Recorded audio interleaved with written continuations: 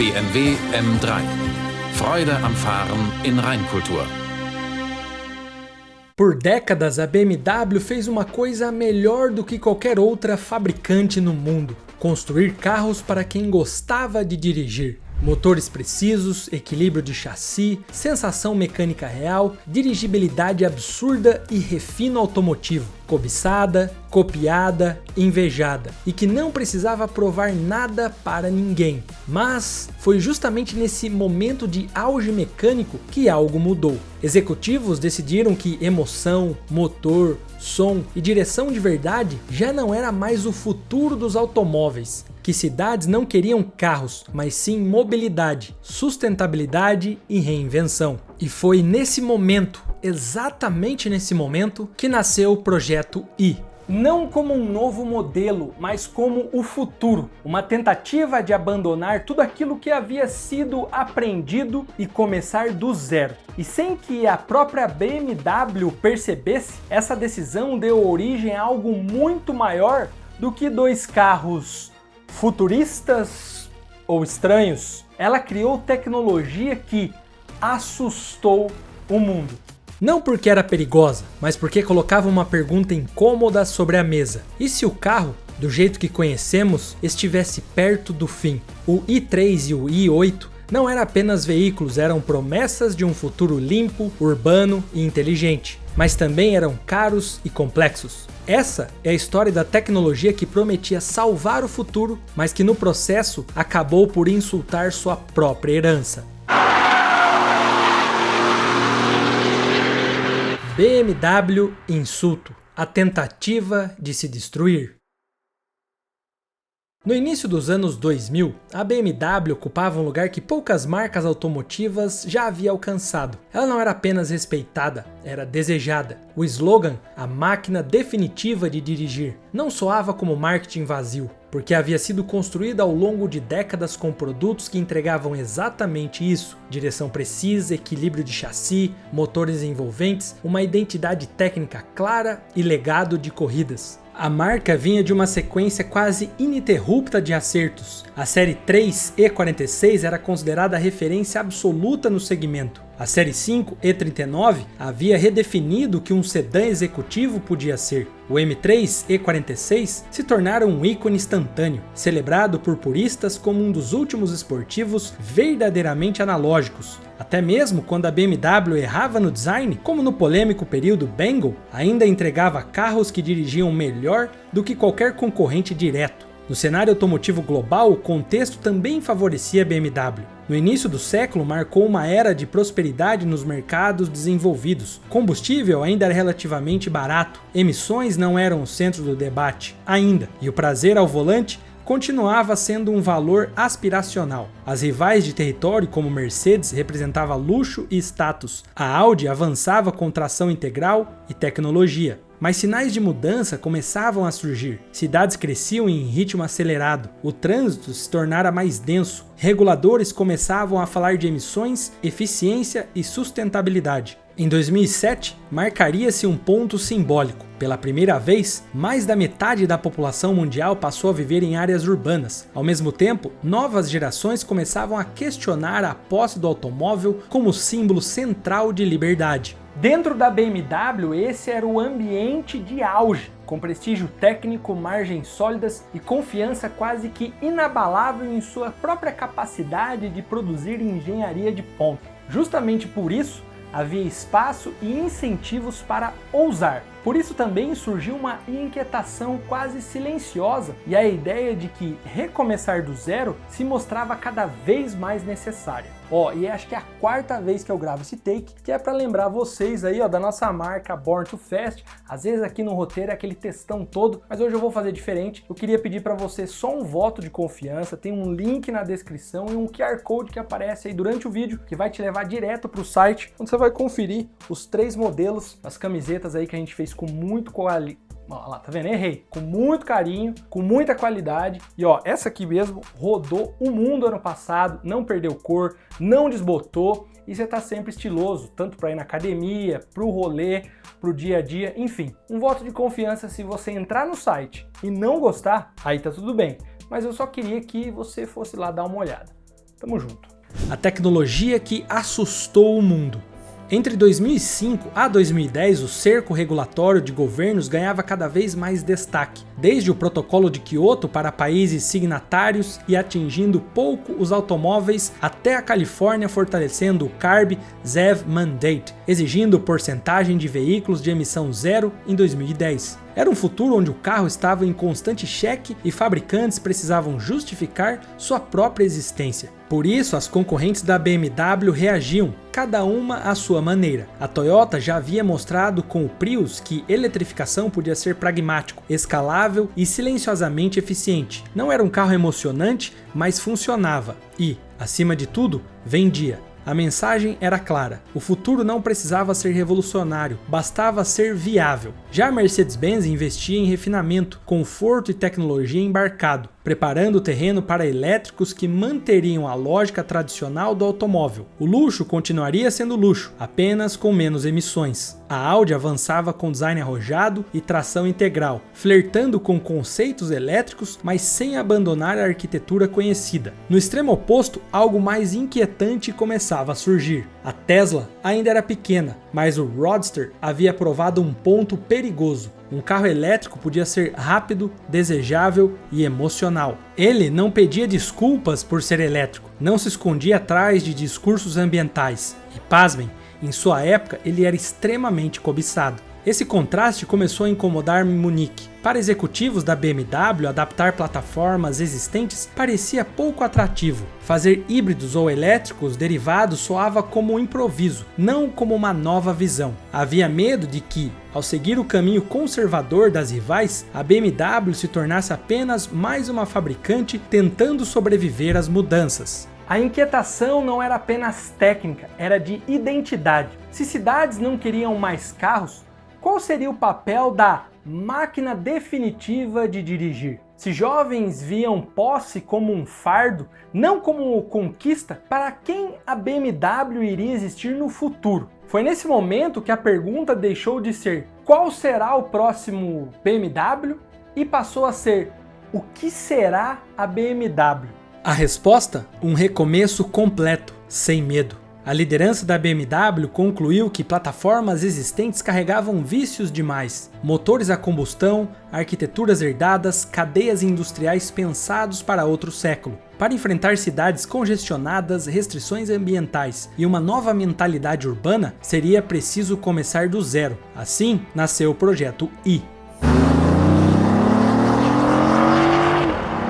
Não como um departamento tradicional de engenharia, mas como um experimento quase filosófico, um think tank interno, reforçado por consultores externos, urbanistas, especialistas em energia e sustentabilidade. O objetivo não era criar um modelo, mas redefinir o papel da BMW no futuro. A palavra carro passou a ser tratado como limitada demais. A BMW queria ser uma provedora de mobilidade. Essa decisão trouxe elementos inéditos ao centro da estratégia. A empresa passou a discutir estacionamentos próprios, integração com transporte público, aplicativos de planejamento urbano, fornecimento de energia elétrica, e o automóvel deixaria de ser protagonista absoluto e passaria a ser apenas uma peça dentro de um ecossistema maior. Para sustentar essa ruptura, o investimento também precisaria ser extraordinário. Bilhões foram alocados antes mesmo de existir um produto final definido. Fábricas dedicadas, novos materiais, cadeias produtivas separadas da BMW tradicional. Internamente, o projeto I operava quase como uma startup, isolada culturalmente do restante da empresa. Era um verdadeiro salto no escuro, mas um salto calculado. A tecnologia que a BMW queria não apenas sobreviveria ao futuro urbano, mas assustaria todos os concorrentes. Porém, se desse errado, o custo não seria apenas financeiro, mas de traição à sua identidade. À medida que o projeto I avançava, a BMW percebeu que não bastava inventar um carro novo, seria necessário inventar uma forma completamente nova de fabricá-lo. Revistas como Automotive News, Road and Track, Car and Driver e Autocar acompanharam de perto o que chamavam, na época, de a maior aposta industrial da BMW desde o pós-guerra. O centro dessa revolução foi a fábrica de Leipzig, na Alemanha. Diferente de plantas tradicionais da BMW, Leipzig foi redesenhado para trabalhar com módulos independentes, refletindo a arquitetura Life Drive. Mas o processo começava longe dali, em Moses Lake, Washington, onde a BMW, em parceria com a SGL Carbon, produzia as fibras de carbono usando energia hidrelétrica abundante e barata. Reportagens da época destacavam que essa decisão não era apenas ambiental, mas estratégica. Energia limpa e previsível tornava viável um material extremamente caro. As fibras cruzavam o Atlântico e chegavam à Alemanha em forma de rolos. Em fábricas dedicadas, elas eram cortadas, trançadas e moldadas em grandes peças estruturais. Ao contrário da estampagem de aço, rápida, barulhenta e baseado em força, a fibra de carbono exigia tempo, precisão e cura térmica. Jornais alemães destacavam que algumas peças levavam horas para serem finalizadas, algo impensável na produção automotiva convencional. Outro choque cultural vinha da montagem. Em vez de soldas, o módulo Life era colado. Adesivos estruturais substituíam pontos de solda, exigindo novos protocolos de segurança, inspeção e controle de qualidade. Engenheiros da BMW chegaram a declarar à Automotive News que estavam aprendendo a construir aviões dentro de uma fábrica de carros. O módulo Drive, por sua vez, seguia uma lógica mais reconhecível, um skate de alumínio que integrava bateria, motor elétrico, suspensão e freios. A inovação estava na separação total entre estrutura mecânica e célula de passageiros. Só no estágio final os dois mundos se encontravam, colados, aparafusados, como se fossem peças de origens distintas. Outro detalhe frequentemente citado pela imprensa era o alto grau de automação seletiva. Ao contrário da obsessão por robôs típicos da indústria alemã, Leipzig combinava robótica avançada com trabalho humano altamente especializado. A fibra de carbono, frágil antes da cura e complexa depois dela, exigia mãos treinadas, não apenas braços mecânicos. O resultado era uma fábrica silenciosa, limpa e quase clínica, mais próxima de uma instalação aeroespacial do que uma linha automotiva. Para muitos jornalistas, aquilo representava o futuro de fato. Para outros, era um alerta, um processo sofisticado demais, caro demais e lento demais para um produto que deveria resolver problemas urbanos em escala global. Ainda assim, naquele momento, a BMW acreditava que estava fazendo história, não apenas produzindo carros, mas reinventando a própria indústria. Quando o BMW i3 e o BMW i8 finalmente começaram a aparecer no trânsito real, a sensação era de ver um protótipo escapando de um filme futurista. O projeto i deixava de ser um PowerPoint e virava presença física nas ruas. Já o i3 foi concebido como um elétrico urbano puro, pensado desde o início para não depender de motor a combustão. Ele usava um motor elétrico traseiro com cerca de 170 cavalos e 250 Nm de torque, entregues de forma imediata, uma das poucas características que ainda lembrava o DNA esportivo da BMW no uso urbano. O i3 acelerava de 0 a 100 em cerca de 7 segundos, com velocidade máxima limitado a aproximadamente 150 km por hora, deixando claro seu foco urbano. Como opção, havia o extensor de autonomia, um pequeno motor a gasolina com cerca de 134 cavalos, usado apenas como gerador para aumentar o alcance total. Graças à célula de passageiros em fibra de carbono e ao chassi de alumínio, o i3 pesava pouco mais de 1.200 kg, um número baixo para um elétrico moderno. O i3 chamava a atenção por um motivo simples: ele não tentava parecer normal. A imprensa da época descrevia a arquitetura dele com um nível de detalhe incomum para um compacto urbano, justamente porque havia algo ali que não existia em escala industrial. A revista Car and Driver explicava a lógica dos dois módulos, o Drive Module como uma base em alumínio e o Life Module por cima, como se fosse um componente aeroespacial encaixado em um carro de rua. Em outras palavras, a BMW estava vendendo elétrico pequeno, mas com soluções materiais de carro muito mais caro. O i3 virou ao mesmo tempo vitrine tecnológica e símbolo cultural daquela primeira onda moderna de eletrificação premium. O i8, por outro lado, foi a peça que capturou o imaginário coletivo. O carro utilizava um conjunto híbrido plug-in bastante incomum para a época. Na traseira, havia um motor a combustão de 1.5 litros, 3 cilindros em linha, turboalimentado, derivado da família modular da BMW e do Mini. Esse motor produzia 231 cavalos de potência e cerca de 320 Nm de torque, sendo responsável exclusivamente por mover as rodas traseiras. Ele era acoplado a uma transmissão automática de 6 marchas com conversor de torque calibrado para suavidade e eficiência, não para agressividade mecânica tradicional. Na dianteira, o i8 trazia um motor elétrico de 131 cavalos, alimentado por uma bateria de íons de lítio montado no túnel central do carro. Esse motor elétrico acionava apenas as rodas dianteiras, criando um sistema de tração integral elétrico, sem um eixo mecânico ligado à frente e traseira.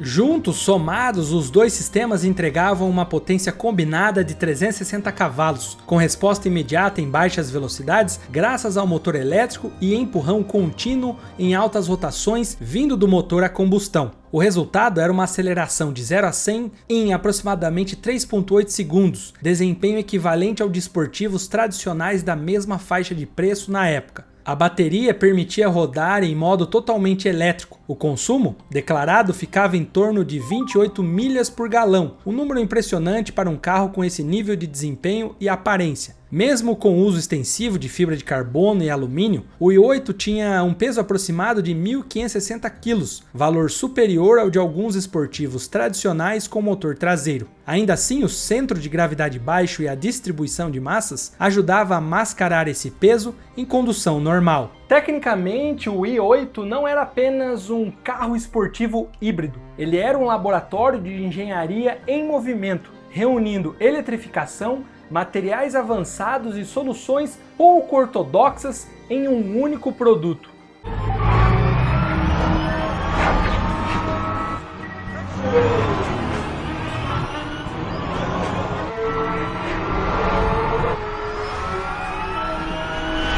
Ele não era apenas a nave, ele parecia pertencer a outro mundo. A The Verge resumiu a experiência como uma imagem pop precisa. Dirigir o i8 em vias públicas era como chegar o mais perto possível de se sentir um Bruce Wayne. O i8 transformava qualquer posto de gasolina, qualquer estacionamento, qualquer semáforo em uma vitrine improvisada. E havia uma narrativa muito específica sendo vendida ali. O i8 não queria ser o carro mais rápido do planeta, queria ser o carro que mudava a percepção do que um esportivo podia ser. Em um teste da Road & Track, a missão é descrita como criar o engajamento de um Porsche 911 com metade do combustível. Isso era crucial. Não era um supercarro para bater recordes, era um manifesto para convencer o público de que um desempenho e eficiência podiam coexistir com um design de concept car. Nesse ponto da jornada, o projeto I parecia ter acertado a parte mais difícil, receber atenção. A BMW tinha algo que os rivais não tinham coragem de colocar na rua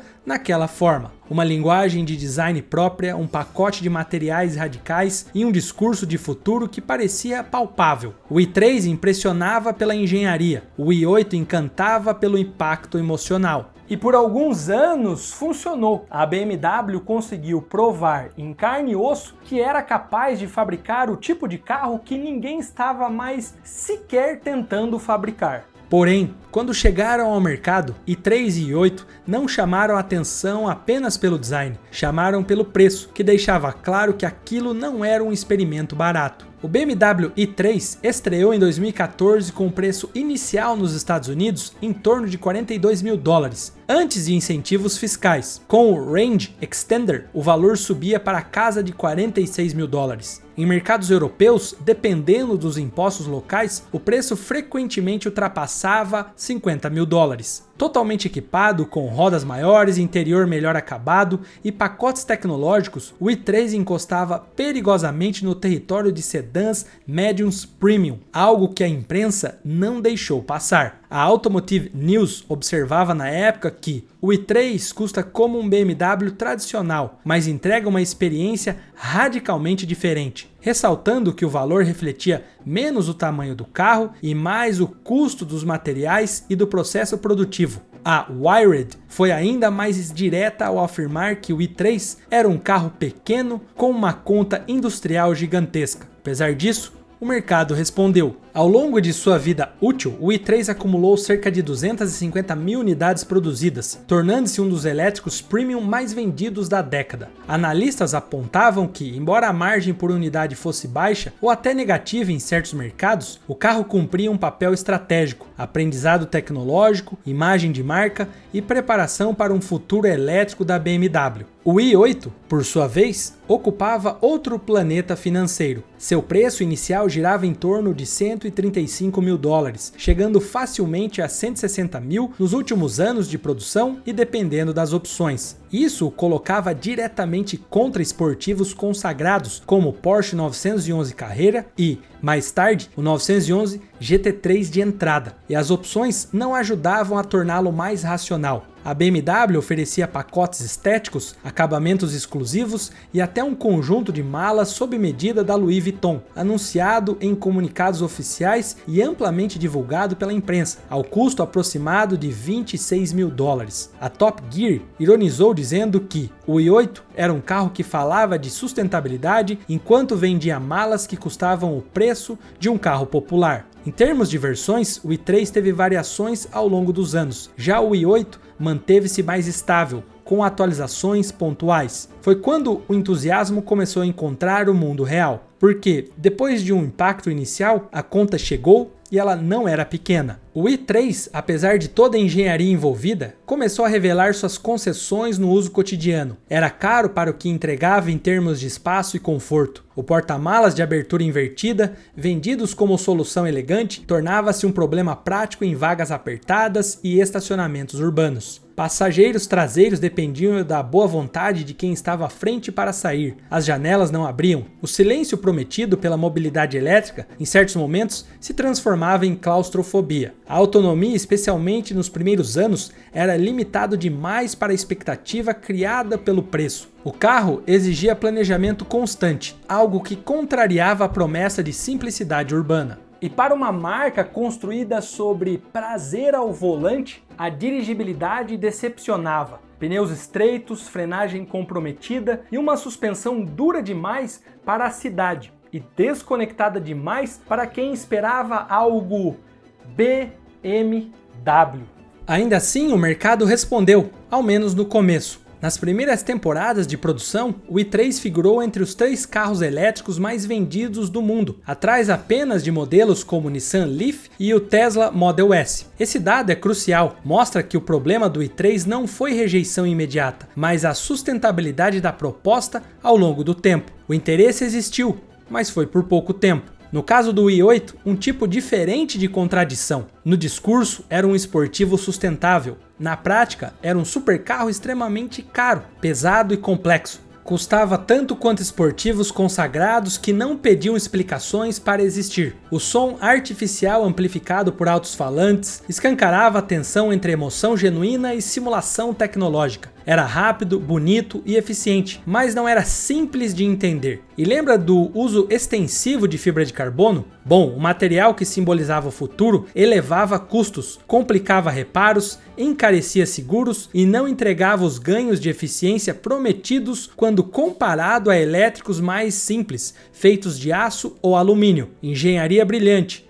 Prática discutível. O problema final era estrutural. As megacidades que deveriam abraçar esses carros simplesmente não podiam pagá-los. Os mercados ideais existiam no mapa, mas não no poder de compra. O projeto I havia criado soluções sofisticadas demais para um mundo que precisava de algo, naquele momento, mais barato. Com o passar do tempo, o brilho inicial começou a perder intensidade. O projeto I já não era avaliado apenas pelo que prometia, mas pelo que entregava no uso cotidiano, nos balanços financeiros e na comparação direta com a concorrência. Nos Estados Unidos, o i3 se tornou alvo de processos judiciais coletivos relacionados ao funcionamento do extensor de autonomia. Proprietários alegavam situações perigosas em estrada quando o sistema não conseguia manter carga suficiente da bateria, mesmo com o motor a combustão em funcionamento. Casos de perda repentina de potência em subidas ou em tráfego rápido passaram a circular na imprensa especializada, corroendo a imagem de confiabilidade e engenharia sem concessões que sempre acompanhou a BMW. Já o i8, desde o início, era um produto de nicho, mais próximo de uma vitrine tecnológica do que um pilar comercial. O entusiasmo dos primeiros anos não se converteu em expansão sustentável. O mercado mudou rápido e moveu em outra direção, com concorrentes lançando elétricos mais simples, baseados em plataformas existentes, com custos muito menores e resultados praticamente semelhantes. A Volkswagen, por exemplo, mostrava que adaptar um carro convencional como o e-Golf podia entregar eficiência comparável sem recorrer a materiais exóticos ou processos industriais complexos. A comparação tornou-se inevitável. Elétricos feitos de aço e alumínio, com arquiteturas tradicionais, estavam alcançando a mesma eficiência energética que o i3, sem o custo da fibra de carbono, sem fábricas dedicadas e sem uma narrativa tão pesada para sustentar. Internamente, a BMW começou a recalibrar seu discurso. A ideia de que seria necessário reinventar completamente o automóvel para entrar na era elétrica passou a parecer exagero, e talvez o erro não tivesse sido ousar, mas ousar demais e acabar por assustar demais com a sua tecnologia. Quando a BMW decidiu encerrar o i8 em 2020 e o i3 em 2022, não soou como um fracasso absoluto, soou como um fechamento consciente de um ciclo. Os carros não desapareceram em silêncio, pelo contrário, a marca lançou edições finais, comunicados de despedida e discursos cuidadosamente calibrados sobre o legado, aprendizado e visão cumprida. O i3 não pagou a conta como um Série 3, mas pagou algo talvez mais valioso: conhecimento industrial, domínio de eletrificação e posicionamento estratégico. O i8, por sua vez, cumpriu um papel simbólico ainda mais claro. Ele jamais foi pensado para volume. Seu legado não está em números de vendas, mas em percepção. O carro colecionou prêmios e reconhecimentos, incluindo títulos ligados à inovação e sustentabilidade, como o World Green Car of the Year em 2015, além de elogios constantes de revistas especializadas que o viam como um raro exemplo de esportivo híbrido que não sacrificava emoção. Eu sei, é meio contraditório. Mesmo sem impacto comercial massivo, o i8 mudou as conversas dentro de fábricas. Ele provou que eficiência e desejo não precisavam ser opostos. O projeto i ensinou a BMW de forma cara e profunda onde a ruptura funcionava e também onde falhava. A fibra de carbono em massa mostrou-se inviável para a escala. A separação total do restante da linha criou também um isolamento técnico e cultural. Mas a BMW não abandonou a eletrificação. Pelo contrário, ela absorveu o que aprendeu e levou isso para o centro da marca. As gerações seguintes de elétricos e híbridos de todas as outras fabricantes passaram a usar plataformas compartilhadas, materiais mais convencionais e soluções mais pragmáticas. Mesmo que a BMW tenha assustado meio mundo, sendo criticada por ser elétrica e cara, lições foram aprendidas. Exatamente como o Golf, um carro herói de muitos países que viveu bastante para se tornar o vilão do mundo atual. Mas para entender essa história, você precisa assistir esse vídeo que já começou na sua tela. Eu te vejo já em 5 segundos e não esquece de dar uma conferida aí no link da Born to Fast que a gente deixou na descrição. Dá essa moral aí, vai, custa nada.